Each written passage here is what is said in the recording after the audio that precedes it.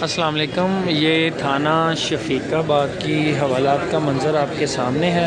हवालात मुकम्मल तौर पर भर चुकी है।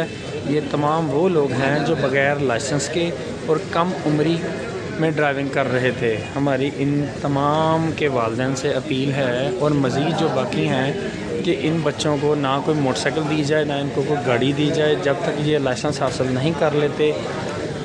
हमारे सामने हमने एक डिफेंस में बहुत बड़े हादसे का सामना किया है, जिसके बाद मज़ीद हमें बचना चाहिए। हमारी तमाम वालिदैन से इल्तमास है कि इन बच्चों को ऐसी किसी भी कार्रवाई से बचाने के लिए प्लीज़ उनको ना कोई मोटरसाइकिल दी जाए, ना कोई गाड़ी दी जाए जिनके पास कोई लाइसेंस नहीं है या उनकी उम्र अभी कम है।